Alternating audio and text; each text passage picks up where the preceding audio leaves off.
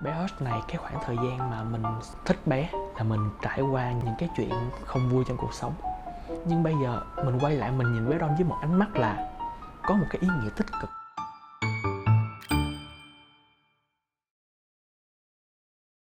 Mình tên là Nguyễn Lê Thiên Huy, là thành viên của hội Living Red Dawn Welcome to the Dark Room. Dòng đôi ma mà mình sưu tập là dòng Living Red Dawn.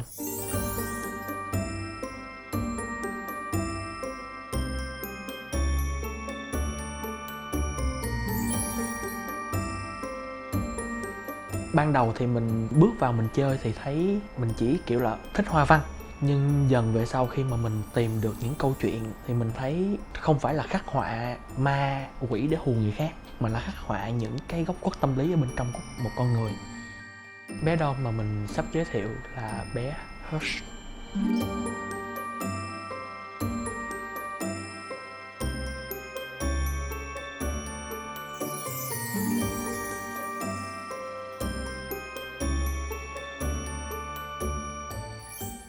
Chất liệu của Hush được làm bằng nhựa và tóc là bằng những sợi len.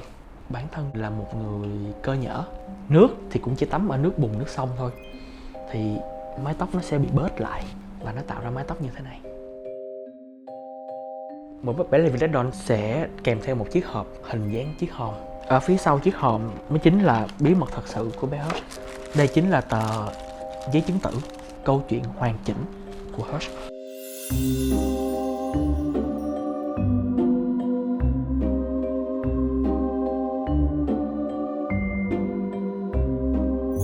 Hush nhỏ bé luôn ngại ngùng yêu thương những chú chuột đẹp đẽ, nên đó là động lực cũng như định mệnh nơi phố thị. Rón rén trong cống ngầm đêm đêm, tìm cho chúng những mảnh phô mai béo ngậy. Nhưng không may Hush bị ngã, chìm trong làn nước đen nơi cống ngầm. Nhưng những chú chuột vẫn no bụng. Mình nghĩ đó có thể đó là lý do tại sao mà khi người chơi á, càng chơi càng cuốn, bởi vì thường những thông tin này nè, hãng rất là ít tiết lộ. Khi họ đọc câu chuyện và họ cảm thấy được đồng cảm thì sau đó là họ cảm thấy được an ủi, và nhờ đó họ có thể được giải tỏa những cái nỗi buồn của họ, thì họ sẽ phát triển theo hướng tích cực hơn. Bé Hush này, cái khoảng thời gian mà mình thích bé là mình trải qua những cái chuyện không vui trong cuộc sống. Nhưng bây giờ mình quay lại mình nhìn bé Don với một ánh mắt là có một cái ý nghĩa tích cực.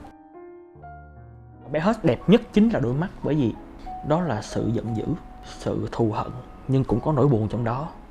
Và vì sao bé hận cuộc sống? Bởi vì bé chỉ thấy nỗi khổ của mình, cũng như mình đã từng thấy cái nỗi khổ của mình nhưng không thấy được cái nỗi khổ của người đã hại mình.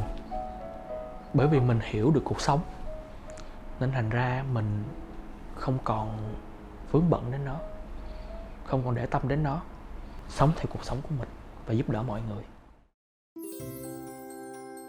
Cộng đồng Living Red Dawn được gọi là xem đam mê như cái mạch máu của họ, là họ chỉ mua những bé Don có cái tinh thần giống như họ đã trải qua.